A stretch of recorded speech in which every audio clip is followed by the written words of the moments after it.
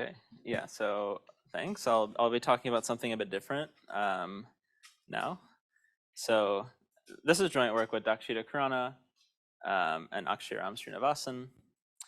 So let's start by imagining Alice and Bob are playing a card game, and for some reason, Alice is supposed to let Bob learn one of her two cards, but she's not supposed to know which one he learns. So the question is, can she just kind of write down she looks at her cards, she just writes down a single, writes something down on a sheet of paper, and sends it to Bob, and suddenly, he gets to learn one of the two cards, right? Without her knowing which one it was. If you think about this for a second, you'll realize it's pretty clearly impossible to do that. Because imagine you're Alice, right?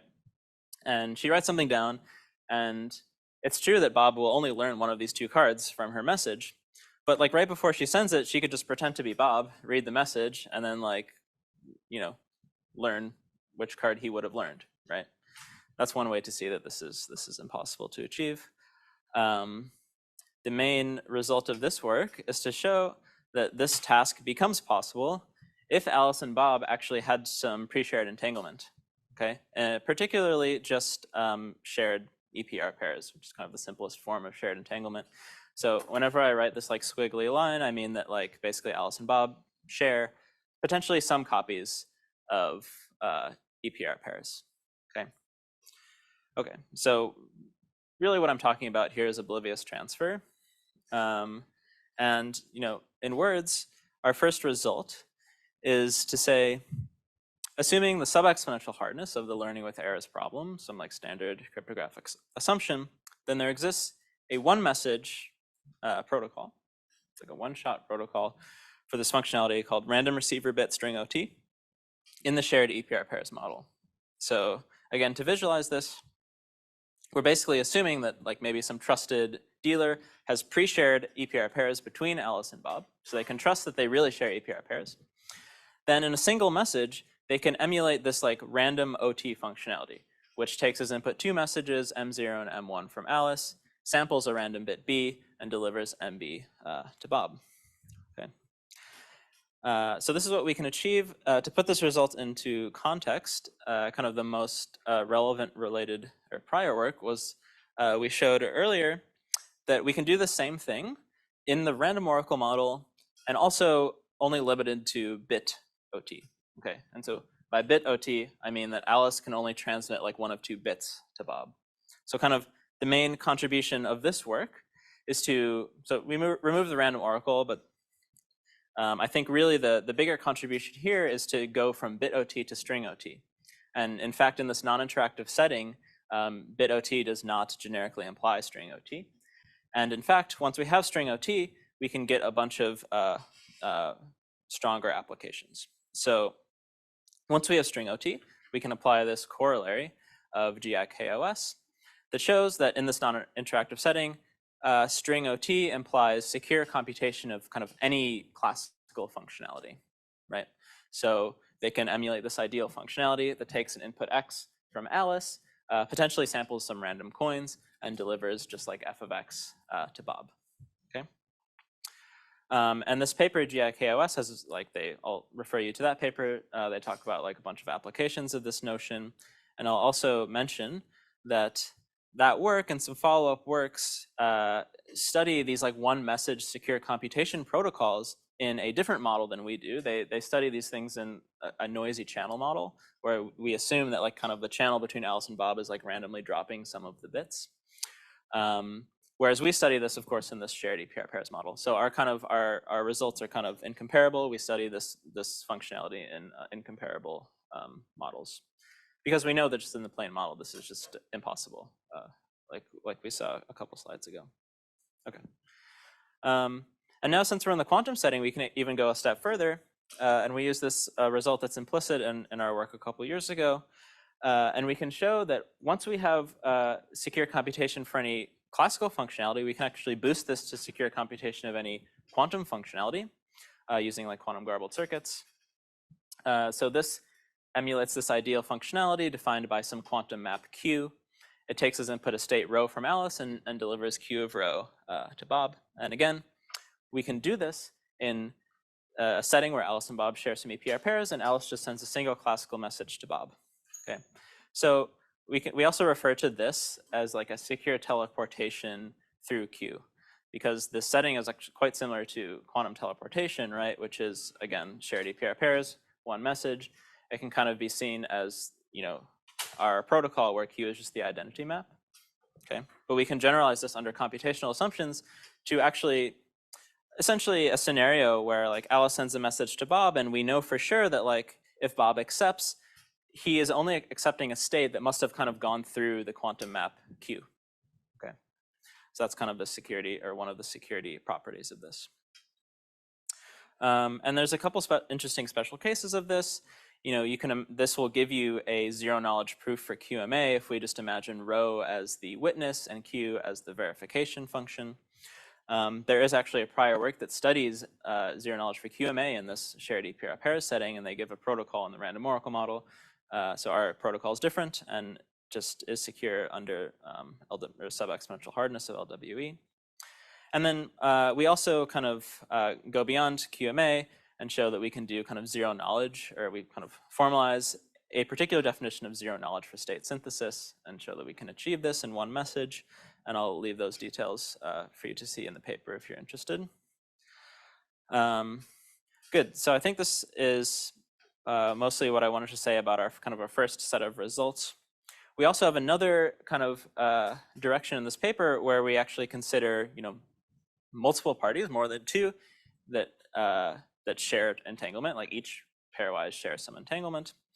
And in this setting, we can show that there exists a two-round, or kind of a round optimal multi-party computation protocol from the black box use of hash functions. So MPC here refers to, every party has some private input, and their goal is to compute some function over those private inputs. And 2 rounds is the optimal number of rounds for achieving this. There's two kind of related lines of work that I'd like to point out. Classically, 2-round MPC has a very long history of study, and we know how to achieve it by now, even in just the common random string model, but from like more public key style assumptions. Okay. The other line of work is saying, well, what if we don't want to use public key assumptions? Can we do MPC, from hash functions or even like weaker assumptions? And so by now we know how to do this with multiple rounds. Our work here is showing that we can kind of get the best of both worlds, non-public key assumptions and just round optimality, 2 rounds, in the shared EPR pairs model. Okay.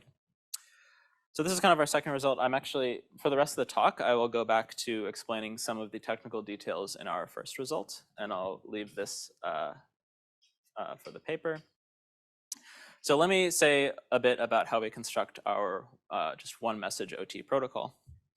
We'll do it via OT correlations, meaning that actually what I'm gonna show is how to generate like random correlations. So like Alice will receive 2 random strings, R0, R1. Bob will receive a random bit in RB. Once they have this, Alice can just kind of use R0 and R1 to mask her like chosen messages M0, M1.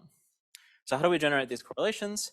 I'll explain it in 3 steps. First, we will generate some like insecure correlations from the EPR pairs.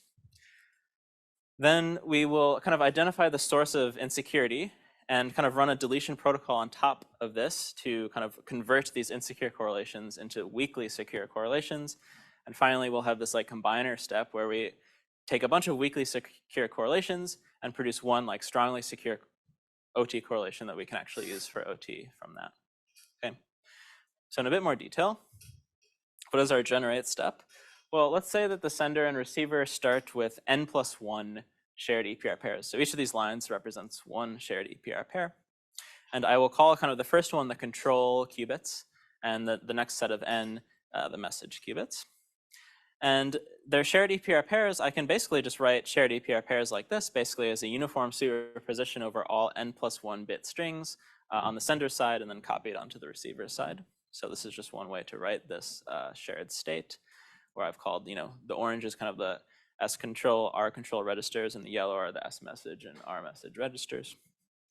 So generating the basic correlations is pretty simple. I'll just have the sender sample a random string X, and apply like this controlled XOR with X operation from her control to her message register. So basically, she'll XOR X into her message register, controlled on the bit in the control register. By just a change of variables, I can write the state like this, okay?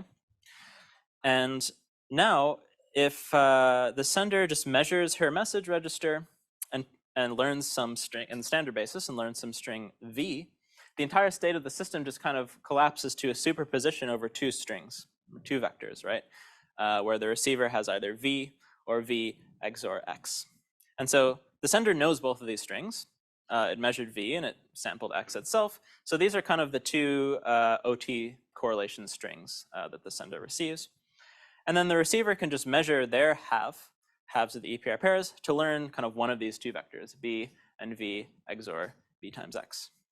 Okay, and so this becomes, his OT correlation, right? So this gives something that exactly just looks like a nice OT correlation. The problem is that the sender has this control register, right?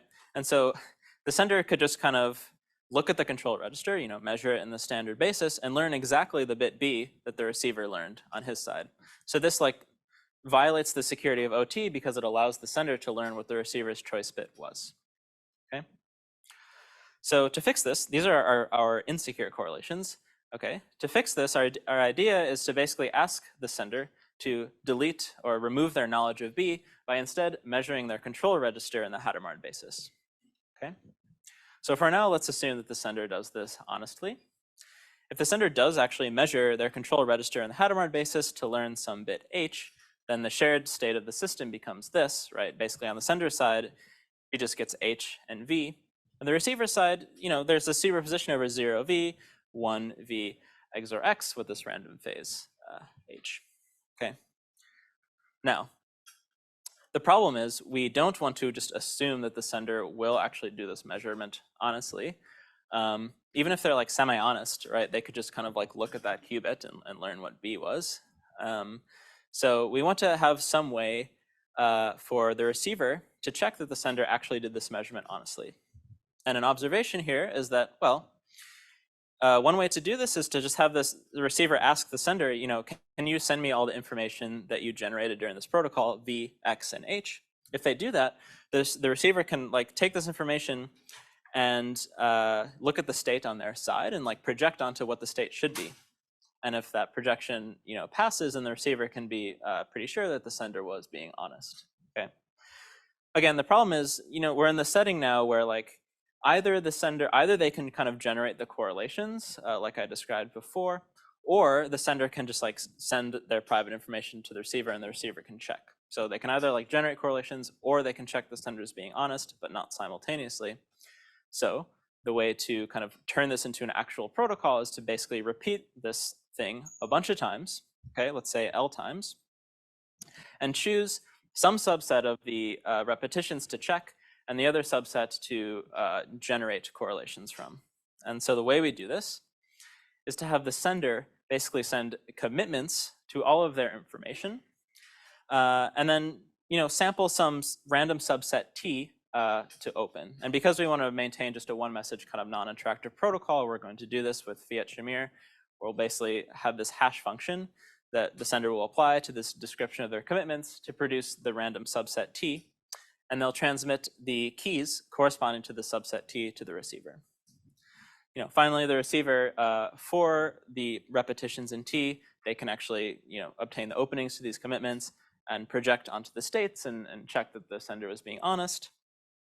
And for all of the repetitions not in T, the receiver can kind of just measure to generate correlations. So at the end of the day, if this, the intuition is basically if all of these checks pass, then the receiver can be pretty sure that the sender was being honest on most of the unchecked positions, and they'll kind of output these correlations on all of the unchecked positions.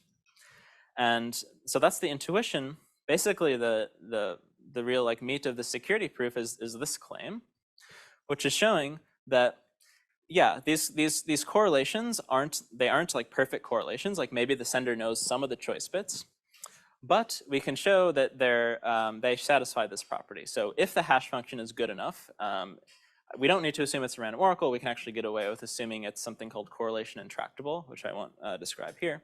But if that's the case, then we can show that if we XOR together all of the receiver's choice bits, then that bit that results is actually uniformly random and independent of the sender's view, kind of no matter how malicious they were being.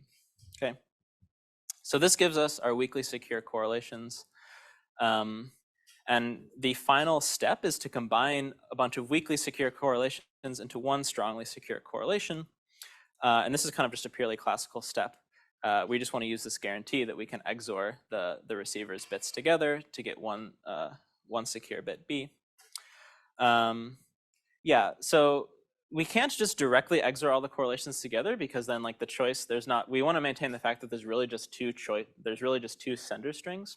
So we're going to do something potentially a little bit weird. The sender will actually sample fresh random strings T1 through Tk and sample a random offset delta. And the sender will send commitments to all of these strings. But the key thing is that they're going to set the keys for these commitments to their random values, their weakly secure correlations, RIB.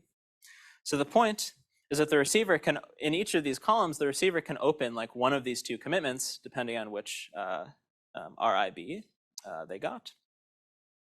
And now we can actually, the strongly secure correlation just comes from XORing together all these TIs. Okay, so either the receiver can obtain the XOR of all the TIs, or the XOR of TIs offset by delta. And if you're familiar with like free XOR, like this idea kind of shows up elsewhere in classical crypto. But again, I went through that pretty quickly, but this part is just a kind of a classical post-processing step. Okay, so let me quickly conclude. We study the shared EPR pairs model. I will say that it seems, mathematically it's interesting to study. It's also potentially a natural model to study given like how current quantum internet proposals work, which is literally just to set up, a bunch of shared entanglement between a bunch of nodes, right? And we show that in this model, you can do things that aren't possible or are unknown classically. For example, these like one message secure computation protocols or 2-round MPC without public key assumptions. I do want to mention that there's this really nice concurrent work, which will actually, I think, be presented later in this conference, where they have a bit of a different result. They actually construct 2-message string OT, again, without public key assumptions. And they don't use shared entanglement. They just use the CRS model, the common random string model. And so a natural follow-up question to their work, and I guess also to ours, is can we obtain 2-round MPC, without public key assumptions, but also without shared entanglement, right? And as far as I'm aware, like neither our work or their work like immediately gives you this result. So I think this is a nice open question to understand. And so again, thanks for listening.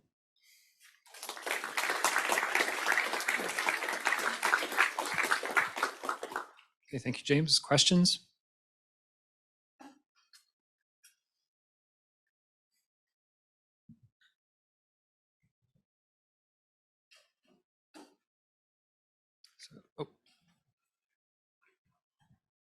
So I think you also show some no-go result in the CRS model.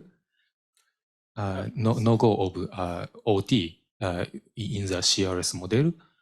But maybe classical analog of shared EPR pair is somehow stronger than CRS. No-go in this. Oh, as in we show that in the CRS model, you can't just do one message. Yeah. So we do show that because I think when I explained at the very beginning of the talk, it's like clearly impossible. It's like clearly impossible if you're just using classical communication. We also formalize the fact that it's this one message OT in the CRS model is impossible even if you're using quantum computation or quantum communication and computation. If you share Bell pairs, classical correlation, what you get is maybe stronger than CRS.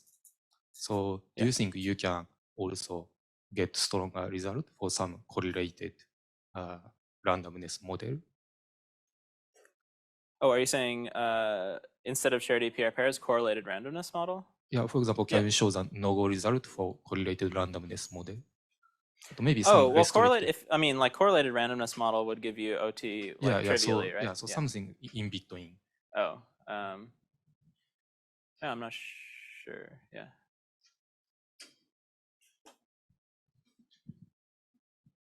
Other questions?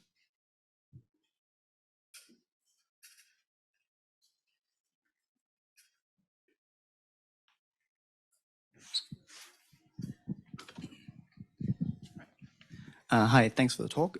So this is probably a bit of a odd question, but I wanted to maybe follow up on the two-round MPC protocol that you briefly showed. Mhm. So you say basically that the main novelty there is you don't have to use public keys. Can you kind of say a bit more as to why you'd normally need public keys for that type of protocol? Yeah, I guess public key. I was saying that you would normally, like if you just do everything classically, it seems that you would require not public keys, but like assumptions that are used to build public key crypto. So for example, like Diffie-Hellman or LWE. And the reason that people think this is the case is because there's actually a black box separation from like 30 years ago or so that like in Pagazarudich shows that like you basically, you can't obtain key exchange, and thus you can't obtain like oblivious transfer in the random oracle model, essentially. So if the only crypto you have are like idealized hash functions, even then you can't achieve oblivious transfer. But this crucially relies on the fact that your protocol is only going to use classical communication. So the way we can get around that is to use quantum communication, and indeed we can actually do things from hash functions in this setting. Yeah. Okay, great. Let's thank James again.